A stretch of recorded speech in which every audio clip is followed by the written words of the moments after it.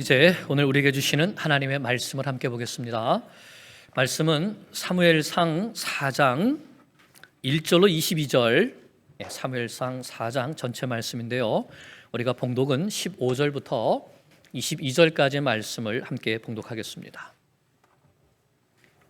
사무엘상 4장 15절로 22절 말씀입니다.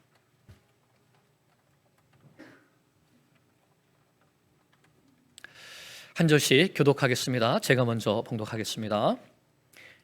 그때에 엘리의 나이가 98세라 그의 눈이 어두워서 보지 못하더라.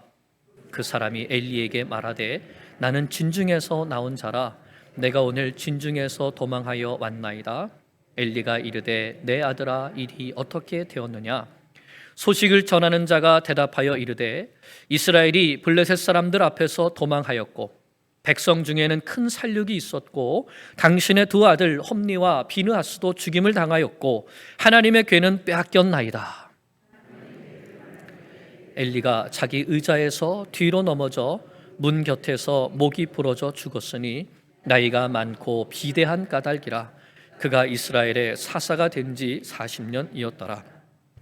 그의 며느리인 비느하스의 아내가 임신하여 해산할 때가 가까웠더니 하나님의 괴를 빼앗긴 것과 그의 시아버지와 남편이 죽은 소식을 듣고 갑자기 아파서 몸을 굽으려 해산하고 곁에 서 있던 여인들이 그에게 이르되 두려워하지 말라 내가 아들을 낳았다 하되 그가 대답하지도 아니하며 관념하지도 아니하고 이르기를 영광이 이스라엘에서 떠났다 하고 아이 이름을 이가봇이라 하였으니 하나님의 괴가 빼앗겼고 그의 시아버지의 남편이 죽었기 때문이며 또 이르기를 하나님의 괴를 빼앗겼으므로 영광이 이스라엘에서 떠났다 하였더라. 아멘. 여러분, 사람의 제일 되는 목적이 무엇입니까? 하나님을 영화롭게 하며 영원토록 그를 즐거워하는 것입니다. 웨스트민스터 서열의 문답 제 첫 번째 질문이 바로 이것이죠. 그러면 하나님을 영화롭게 한다 하는 것이 무엇일까요? 하나님을 영화롭게 한다. 이것을 그림처럼 잘 보여주는 것이 바로 창세기 1장과 2장의 말씀입니다. 하나님께서 창조하신 모든 피조물들이 각자의 자리에서 하나님께 영광을 올려드리고 있죠. 태양은 하나님 지으신 그 곳에서 반짝이고 빛을 내고 열기를 내면서 하나님께 영광을 외칩니다. 새들은 하늘을 훨훨 힘차게 날아다니면서 하나님께 영광을 외치고 물고기들은 바다를 힘차게 헤엄쳐가면서 하나님께 영광을 외치죠. 무엇보다 하나님의 형상대로 지으심을 받은 사람이 하나님의 창조의 목적을 따라서 생육하고 번성하고 땅에 충만하며 땅을 정복하고 모든 생물을 다스림을 통하여서 하나님께 영광을 올려드리고 있습니다. 모든 피조물들이 하나님께서 정하신 창조의 뜻을 따라 각자의 자리에서 순종함으로 하나님께 영광을 올려드리는 것이죠. 그러므로 하나님을 영화롭게 한다는 것은 무엇인가? 하나님께서 나를 창조하신 그 목적 그대로 나를 보내신 자리에서 하나님께 영광하면서 살아가는 것이 바로 하나님을 영화롭게 하는 것입니다. 그런데 창세기 3장에서 무엇이 나타나죠? 뱀이 나타납니다. 사탄이 나타나죠. 교활한 사탄이 하와에게 접근해서 하나님께 순종하지 말라고 합니다. 하나님은 동산 중앙에 있는 선악을 알게 하는 나무의 열매를 먹지 말아라. 내가 먹으면 정령 죽으리라. 반드시 죽으리라 말씀하셨는데 사탄은 뭐라고 말하죠? 아니다. 먹어도 절대로 죽지 않는다. 그 열매를 따 먹으면 하나님을 아는, 선과 악을 아는 일에 하나님과 똑같이 되기 때문에 하나님께서 너에게 먹지 말라고 하신 거다. 이렇게 유혹을 합니다. 하나님께 영광을 돌릴 것인가? 아니면 사탄의 말을 들을 것인가? 그래서 나 자신에게, 하나님과 똑같이 되려고 하는 나 자신에게 영광을 돌릴 것인가? 아담과 하와는 선택해야 했던 것입니다. 그런데 어떻게 했습니까? 하나님의 말씀이 아니라 사탄의 말을 듣고 자기의 영광을 높이는 쪽으로 선택했죠. 그래서 사탄의 말대로 선악과를 따먹고 말았습니다. 이것이 우리 인류에게 하나님의 영광이 떠나고 죄와 사망이 오게 된 첫 번째 사건이었습니다. 로마서 3장 23절에 모든 사람이 죄를 범하였음에 하나님의 영광에 이르지 못하였더니, 하나님께 영광을 돌릴 수 없는 존재가 되었다는 말씀입니다. 죄는 우리 삶에서 하나님의 영광이 떠나게 하고 죽음이 우리를 지배하게 만듭니다. 이카보드, 히브리어로 이카보드인데요, 하나님의 영광이 떠났다 하는 것입니다. 하나님의 영광이 떠났다. 오늘 말씀은 하나님의 영광이 떠난 가족, 하나님의 영광이 떠난 나라의 모습이 어떤가를 분명하게 보여주고 있습니다. 그것은 죽음이요 멸망입니다. 오늘 말씀을 통해서 왜 엘리의 가정에서 하나님의 영광이 떠났는가, 왜 이스라엘에서 하나님의 영광이 떠났는가, 이것을 살펴보므로 우리의 가정과 교회가 하나님께 온전한 영광을 올려드리는 가정과 교회가 될 수 있기를 간절히 기도합니다. 먼저 오늘 말씀은 사무엘이 이제 막 사역을 시작할 때에 이스라엘의 영적인 상황이 어땠는가를 보여주면서 시작합니다. 1절 하반절부터 2절 말씀을 같이 읽어보겠습니다. 시작. 이스라엘은 나가서 블레셋 사람들과 싸우려고 에벤에셀 곁에 진치고 블레셋 사람들은 아벡에 진쳤더니 블레셋 사람들이 이스라엘에 대하여 전열을 벌이니라. 그 둘이 싸우다가 이스라엘이 블레셋 사람들 앞에서 패하여 그들에게 전쟁에서 죽임을 당한 군사가 4,000명 가량이라. 아멘. 이스라엘과 블레셋 사이에 전쟁이 시작됐습니다. 누가 먼저 전쟁을 일으켰는지는 알 수 없지만 중요한 것은 이스라엘이 패했다는 것입니다. 4,000명가량의 군사가 죽임을 당했습니다. 그런데 이 전쟁의 패배에 대해서 이스라엘의 지도자들이 이렇게 말합니다. 3절입니다. 3절, 백성이 진영으로 돌아오매 이스라엘 장로들이 이르되 여호와께서 어찌하여 우리에게 오늘 블레셋 사람들 앞에 패하게 하셨는고, 여호와의 언약궤를 실로에서 우리에게로 가져다가 우리 중에 있게 하여 그것으로 우리를 우리 원수들의 손에서 구원하게 하자 하니. 아멘. 자, 먼저 이 전쟁의 패배의 원인을 지금 누구에게 돌리고 있습니까? 하나님께 돌리고 있습니다. 하나님이 왜 우리를 전쟁에서 패하게 하셨는가? 이 말은 원망이 가득 차 있는 말이죠. 하지만 그들이 전쟁에 나가기 전에 물었습니까? 하나님께? 하나님, 이 전쟁을 해야 됩니까? 말아야 됩니까? 또 전쟁터에 나가서 여호수아처럼 하나님, 이 전쟁을 어떻게 싸워야 됩니까? 물었습니까? 안 물었습니까? 묻지도 않고 전쟁에 나가고 나가서도 하나님께 묻지도 않았으면서 자기들 마음대로 싸워놓고서는 패배의 원인은 누구에게? 하나님께 돌리는 것입니다. 그리고는 여호와의 언약궤를 가지고 나가서 싸우면 이길 것이다 라고 하면서 이 언약궤를 가지고 와서 싸우는 것을 해결책으로 제시합니다.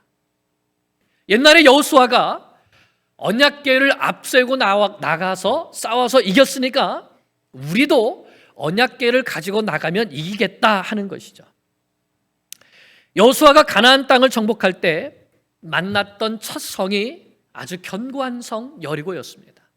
이 여리고를 어떻게 무너뜨렸습니까? 이스라엘 백성들이 하나님의 언약궤를 앞에 들고 나가서 여리고 성을 돌고 그리고 큰 함성을 질러서 이 성을 무너뜨렸죠. 그러니까 우리도 이 언약궤를 들고 나가서 블레셋 앞에서 큰 함성을 지르면 우리도 이길 것이다, 이렇게 생각한 것입니다. 그런데 여러분, 여리고 성의 승리가 언약궤 때문이었습니까? 하나님 때문이었습니까? 하나님 때문이었죠. 언약궤는 이스라엘 백성들이 하나님의 말씀에 전적으로 순종해서 이 싸움을 싸운다는 것을 보여주는 하나의 징표에 불과했습니다. 그런데 이 언약궤가 마치 무슨 이 이 전쟁을 가져다 주는 것처럼 그 언약궤를 전쟁을 이기려고 하는 수단과 도구로 사용하려고 했던 것이죠. 하나님께 대한 믿음이나 하나님의 말씀에 대한 순종에는 전혀 관심이 없었습니다. 그래서 사람들을 실로로 보내서 그룹 사이에 계신 만군의 여호와의 언약궤를 가지고 옵니다. 그리고 제사장으로 있던 홈리와 비느하스가 언약궤와 함께 왔습니다. 백성들도 언약궤가 뭔지 모르고 백성들의 지도자들도 모르고 심지어는 제사장조차도 몰랐습니다. 그리고서는 언약궤가 자기들의 진중에 들어오니까 크게 함성을 지릅니다. 이 함성으로 여리고를 무너뜨렸던 것처럼 블레셋도 무찌르겠다는 것이죠. 이것이 이스라엘의 현실이었습니다. 하나님을 알지도 못하고 자기들의 욕심을 이루기 위하여서 하나님을 이용하고자 했던 것이죠. 이것을 보면 우리 인간들은 얼마든지 나의 이기적인 욕심을 위해서 하나님을 이용해 먹으려는 마음을 갖고 있다는 것을 알 수 있습니다. 역사 속에서도 보면 하나님의 이름으로 전쟁을 일으키고 땅을 차지했습니다. 자기 세력을 넓히고 부를 차지하고 권력을 장악하는 일에 하나님을 이용하려고 한 것입니다. 오늘도 많은 사람들이 이렇게 기도하죠. 자녀들을 위해서 기도합니다. 자녀의 학교를 위해서 기도하고 자녀의 직장을 위해서도 기도하고 또는 나의 직장을 위해서 기도하기도 하고 또는 부자가 되게 해주세요 이렇게 기도하기도 하죠. 왜 이렇게 기도할까요? 하나님을 위해서입니까? 자기 욕심을 채우기 위해서입니까? 이스라엘은 백성들이나 지도자들이나 전쟁에서 이기는 것이 목적이었지 하나님의 뜻이나 하나님의 영광은 안중에도 없었습니다. 그런데 여러분, 이때 하나님의 마음이 어떠셨을까요? 이스라엘 백성들이 하나님을 마치 전쟁에 이기기 위한 어떠한 도구처럼 아니면 오늘 무슨 이렇게 부적을 써주면 그 부적이 뭘 이기게 하는 것처럼 그렇게 하나님을 여길 때에 하나님의 마음이 어떠셨을까요? 하나님의 마음이 너무너무 아프셨을 것 같습니다. 하나님은 정말 이 백성들을 사랑하셔서 큰 은혜와 사랑을 베풀어 주셨는데 이 백성들은 하나님을 이용해 먹으려만 하는 겁니다. 내가 누구를 사랑해서 그 사랑하는 사람에게 이것도 저것도 주고 참 큰 사랑을 베풀어 줬는데 그 사람은 내가 주는 선물에만 관심이 있다 하면 여러분 우리 마음은 어떨까요? 하나님은 너무 마음이 아프셨습니다. 그리고 하나님을 우상처럼 여기는 이스라엘 백성들에게 크게 진노하셨습니다. 그래서 하나님 당신의 영광이 짓밟혀지는 것처럼 보이지만 이 언약궤가 빼앗기게 하면서까지 이스라엘의 거짓된 신앙, 미신적인 신앙을 심판하신 것입니다. 블레셋 사람들이 이스라엘의 큰 함성 소리를 듣고 깜짝 놀랐습니다. 그리고 애굽을 멸망시키신 그 여호와의 언약궤가 왔다는 것을 알았습니다. 그러나 도망친 것이 아니라 우리가 대장부 같이 싸우자라고 하면서 죽기를 각오하고 싸웁니다. 그 결과 이스라엘은 크게 패하여서 각자의 집으로 도망치고 3만 명이나 되는 군사들이 블레셋의 칼에 죽임을 당했습니다. 언약궤를 이용해서 전쟁에 이겨보려고 했는데 오히려 언약궤 때문에 크게 패하고 만 것이죠. 하나님의 궤도 빼앗겼습니다. 그리고 엘리의 두 아들 홈리와 비느하스 이 제사장들도 바로 그 전쟁터에서 죽임을 당했습니다. 무엇을 보여주시죠?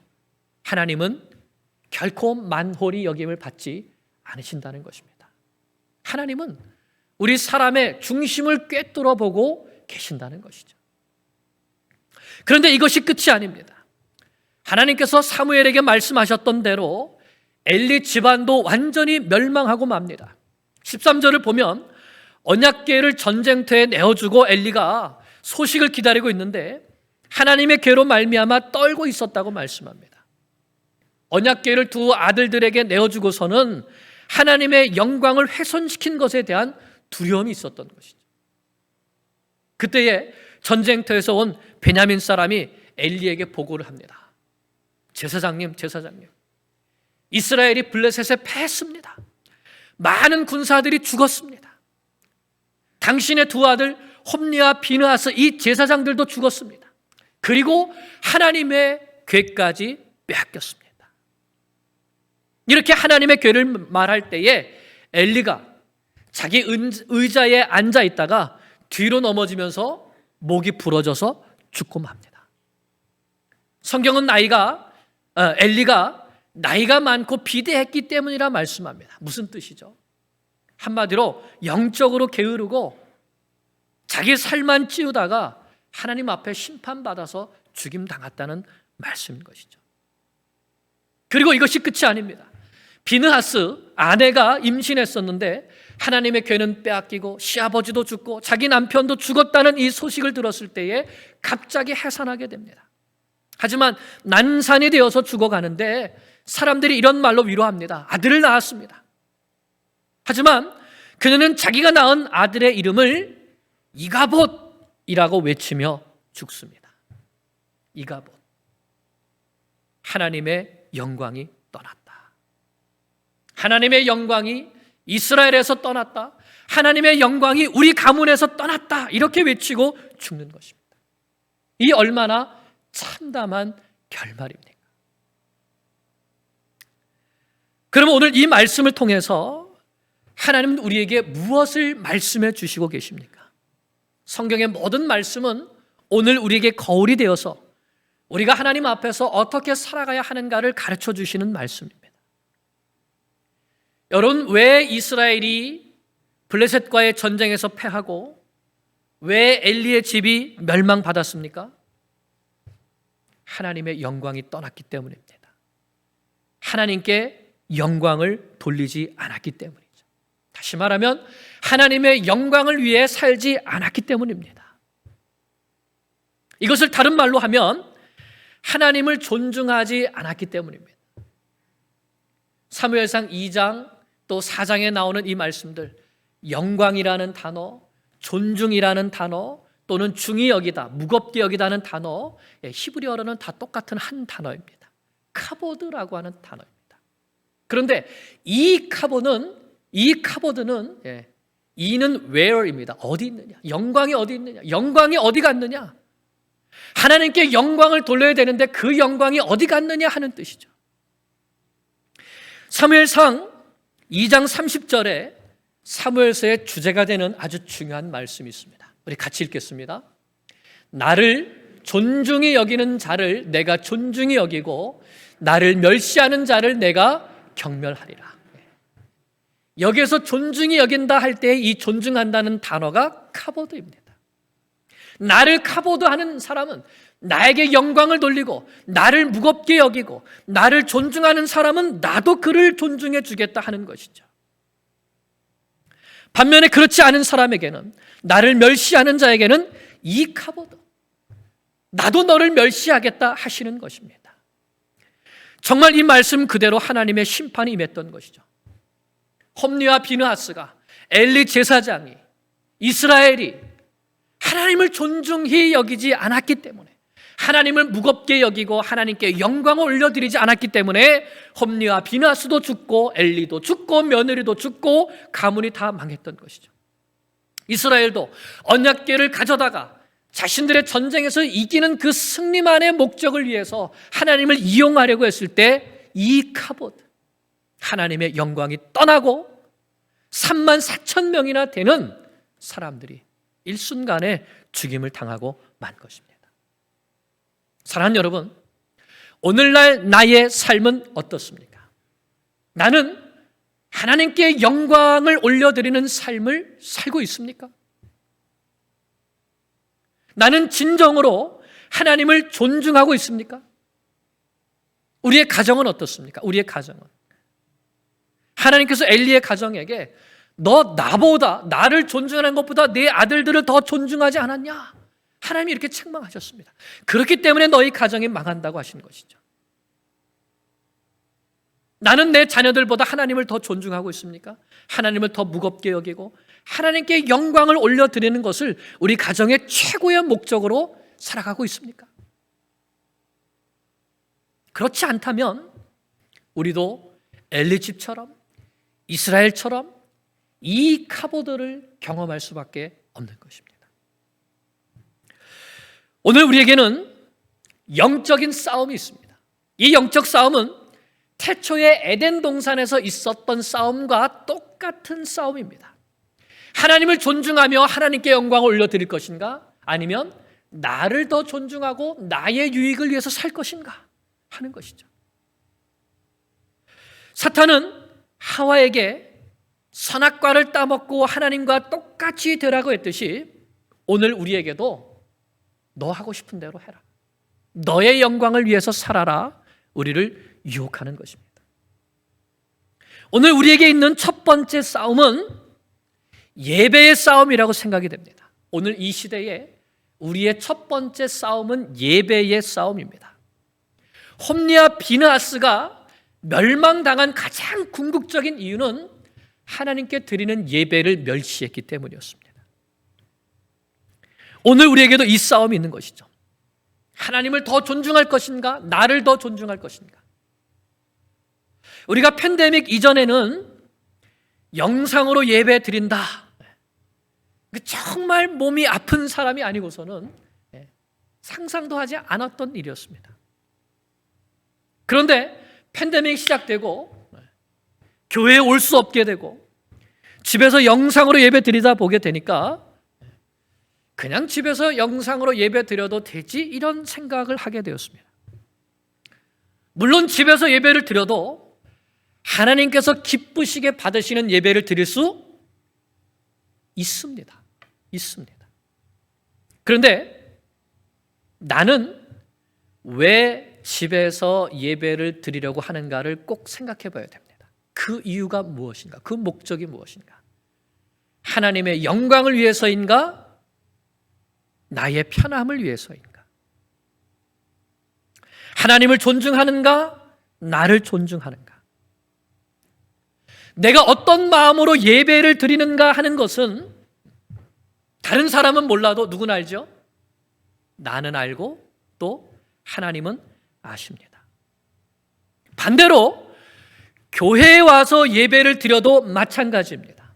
예수님 말씀처럼 이 산에서도 말고 저 산에서도 말고 예배의 문제는 장소의 문제가 아니기 때문입니다.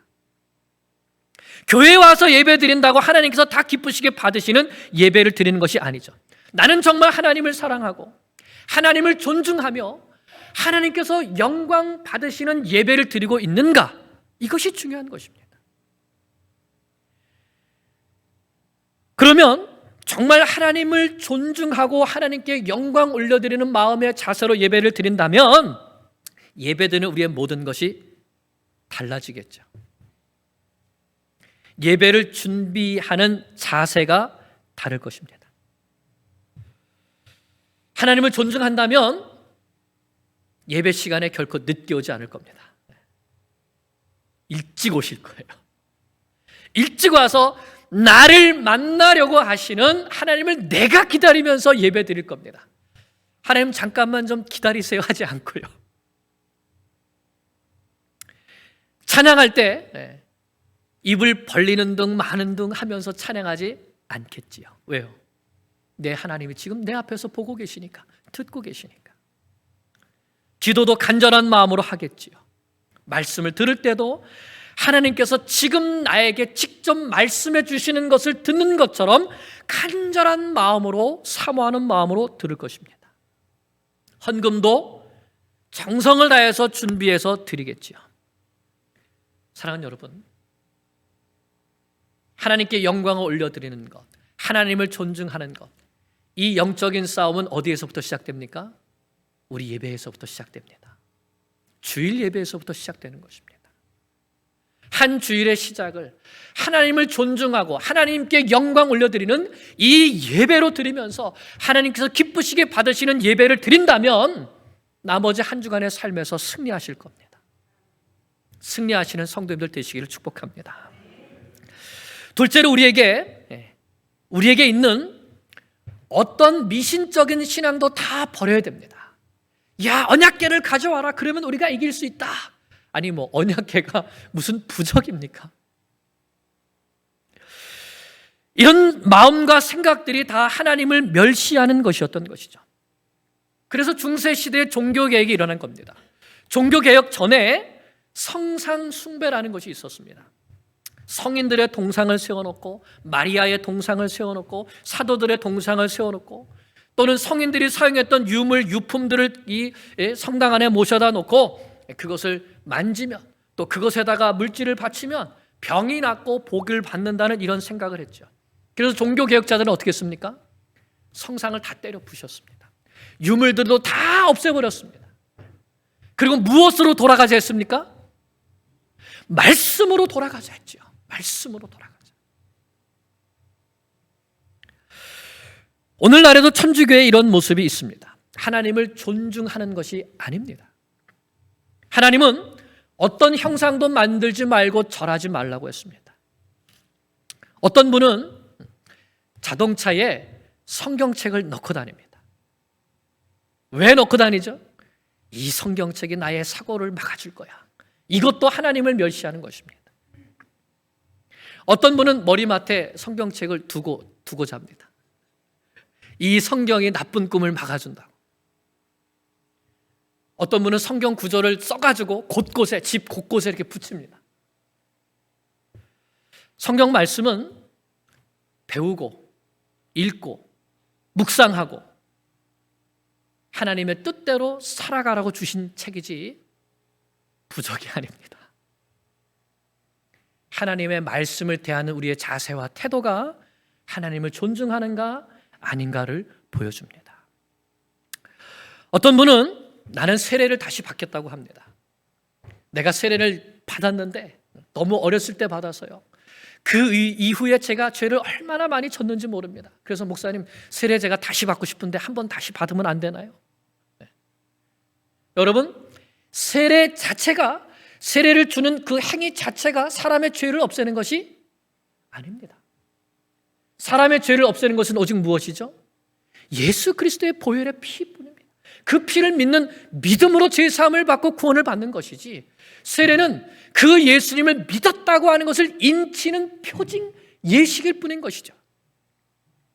어떤 분은 성찬을 하면 내가 죄를 많이 지었는데 이 성찬에서 이 떡을 먹고 잔을 마시면 내 죄가 자동적으로 사해진다고 생각됩니다. 그럴까요? 그렇지 않습니다. 아무리 이 성찬의 떡을 먹고 마셔도 예전과 동일하게 내 죄를 먹고 마시면 그 사람은 성찬의 떡을 통하여서 오히려 큰 질병이 오고 그의 삶 가운데 하나님의 징계가 온다는 것을 고린도전서 말씀이 우리에게 가르쳐주고 있습니다. 여러분 웨스트민스터 신앙고백서가 이렇게 말씀합니다. 27장 3항에 보면은요, 바르게 집행된 성례에 의해서나 그 안에서 실현된 은혜는 성례 안에 있는 어떤 힘에 의한 것이 아니며 성례를 집행하는 사람의 경건의 의도에 의존하여서 성례의 효능이 생기는 것이 아니다. 오직 성령의 역사와 성례에 관한 말씀에 의존한다. 이렇게 말씀합니다. 무슨 말인가? 다시 말하면 성례 자체가 성찬을 내가 받았다고 해서 이게 은혜가 자동적으로 나에게 임하는 것이 아니고 또 성례를 베푸는 성직자가 경건하다고 해서 이 성례의 은혜가 오는 것이 아니고 오직 성령님의 은혜와 또 예수님께서 말씀으로 이 성례를 받는 자는 은혜를 누린다는 약속을 주셨기 때문에 예수 그리스도와 하나가 되어서 하나님이 주시는 은혜를 주신다는 약속을 주셨기 때문에 그 약속을 믿고 그 은혜에 의지하여서 성례를 귀하게 받는 그 사람의 믿음으로 말미암아 은혜를 받는다는 것입니다. 세례가 구원을 보장해 주지 않습니다. 성찬이 우리의 죄를 씻어주고 영생을 주지 않습니다. 또 어떤 사람들은 우리도 구약처럼 안식일을 지켜야 된다, 유월절도 지켜야 된다, 초막절도 지켜야 된다 합니다. 이것도 예수 그리스도의 십자가와 부활을 존중하지 않는 것입니다. 왜요? 예수님께서 오심으로 말미암아 예수님께서 단번에 제사를 드려주심으로 자신의 몸으로 십자가에서 제사를 드려주심으로 말미암아 이전 것은 지나갔고 완전히 이루어 죽고 이제 예수 그리스도 안에서 새롭게 되었기 때문인 것이죠. 골로새서 2장 16절 17절이 이렇게 우리에게 가르쳐 주시고 있습니다. 그러므로 먹고 마시는 것과 무엇을 먹어야 된다, 무엇은 마시면 안 된다, 먹으면 안 된다 이런 것, 절기, 유월절이다, 초막절이다 이런 것들, 또 초하루, 월삭이라죠. 매월 첫 날을 지켜야 된다. 그 다음에 안식일, 이런 것을 지키는 것을 이유로 누구든지 너희를 비판하지 못하게 하라. 다시 무슨 말이냐면 왜 너희 그리스도인들은 그거 안 지키냐? 왜 먹고 마시는 것 안 지키고 절기 안 지키고 월삭 안 지키고 안식일을 안 지키냐? 이런 것들로 너희들 비판받지 말라. 왜요? 이것들은 같이요 시작. 이것들은 장래일의 그림자이나 몸은 그리스도의 것이니라. 누가 완성하신 것입니까? 그리스도께서 다 완성하신 것입니다. 그러므로 구약의 그림자를 붙들지 말고 그리스도께서 우리에게 직접 십자가와 부활로 제정해 주신 주의를 지키는 것이 하나님을 존중하고 예수님을 존중하는 것입니다. 결론적으로 하나님을 존중하는 것은 무엇인가? 하나님께서 받으시기에 합당한 예배를 올려드리고 예수 그리스도의 말씀에 순종하는 삶을 사는 것입니다. 사랑하는 여러분, 하나님을 존중하지 않았던 엘리와 그의 두 아들 홈리와 비느하스는 이 카보드, 영광이 떠났다, 존중이 떠났다가 됐습니다. 하나님께서 더 이상 그들과 함께해 주시지 않아서 멸망당하고 말았습니다. 하나님을 존중하지 않았던 이스라엘도 블레셋에게 패하여서 3만 4천 명이 죽임당하고 말았습니다. 이스라엘도 이 카보드 되었습니다. 오늘 나는 하나님께 합당한 영광을 올려드리며 살고 있습니까? 하나님께서 기쁘게 받으실 만한 예배를 올려드리고 있습니까? 그러면 하나님께서 우리도 높여주실 겁니다. 하나님의 말씀을 존중하고 예수 그리스도의 말씀에 순종하는 삶을 살아가고 있습니까? 그렇다면 하나님께서 우리도 높여주실 것입니다. 이제 우리의 가정과 우리의 교회가 이 카보드, 하나님의 영광이 떠난 가정, 하나님의 영광이 떠난 교회가 아니라 하나님을 진정으로 존중하며 하나님께 합당한 영광을 올려드림으로 하나님의 영광이 임하는 가정, 하나님의 영광이 임하는 교회가 될 수 있기를 간절히 축원합니다. 기도드리겠습니다. 하나님 아버지, 오늘 이 사무엘상 4장 말씀을 통하여서 참으로 안타까운 이스라엘의 현실과 엘리 가정의 현실을 저희들이 보았습니다. 하나님을 우상처럼 섬기려고 하다가 하나님께 심판을 받고 이카보드 되었습니다. 하나님보다 자식을 더 중히 여기고 하나님의 예배를 멸시하였다가 하나님 앞에 이카보드 된 엘리의 가정을 보았습니다. 하나님, 우리는 하나님을 존중하고 하나님께서 받으시기에 합당한 영광을 올려드리는 가정이 되기를 원합니다. 이를 위하여 예수 그리스도께서 우리를 구속하여 주셨습니다. 이 믿음으로 하나님을 참되게 예배하고 우리에게 있는 모든 미신적인 신앙의 행위들을 다 버리며 예수 그리스도의 말씀 붙들고 순종하며 살아가는 주의 백성들 되게 해 주시옵소서. 예수님의 이름으로 기도하옵나이다. 아멘.